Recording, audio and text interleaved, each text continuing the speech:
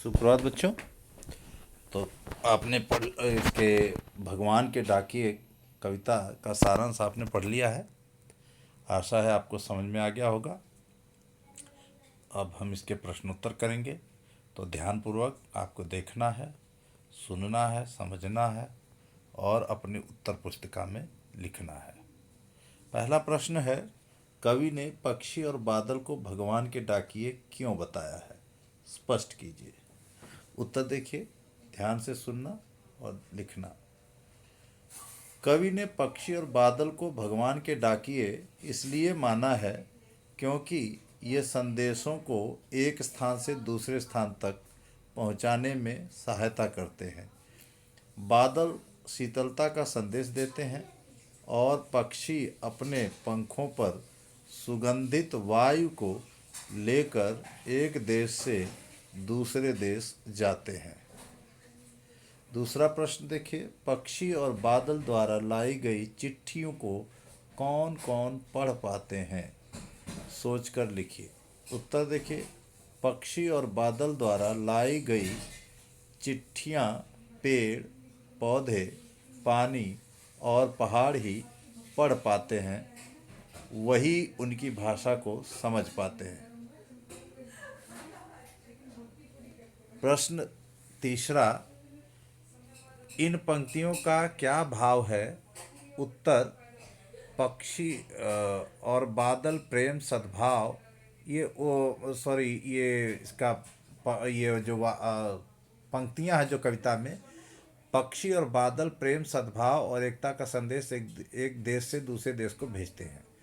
पक्षी और बादल भगवान के डाकिए हैं, वह एक महादेश से दूसरे महादेश को जाते हैं।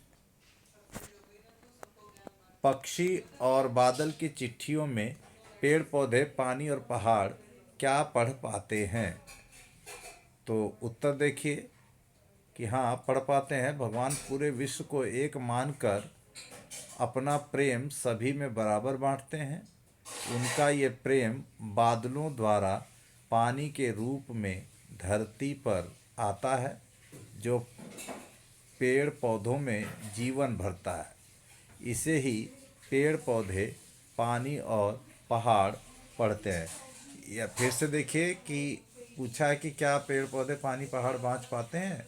उत्तर है हाँ, पढ़ पाते हैं। भगवान पूरे विश्व को एक मानकर अपना प्रेम सभी में बराबर बांटते हैं। उनका ये प्रेम बादलों द्वारा पानी के रूप में धरती पर आता है, जो पेड़ पौधे, यहाँ पढ़ लिखा है, ये पेड़ कर लेना इसको, जो पेड़ पौधों में जीवन भरता है। इसे ही पेड़ पौधे, पानी और पहाड़ पढ़ते हैं। अगला प्रश्न है, एक देश की धरती दूसरे देश को सुगंध भेजती है, कथन का भाव स्पष्ट कीजिए।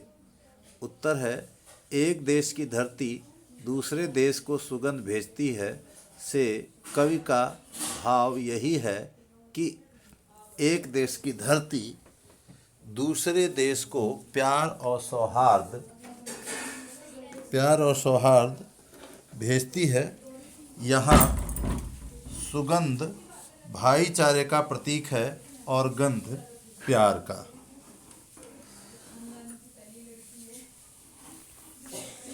तो इस प्रकार से इसके प्रश्न उत्तर समाप्त होते हैं। आप ध्यानपूर्वक इसको कर लेना।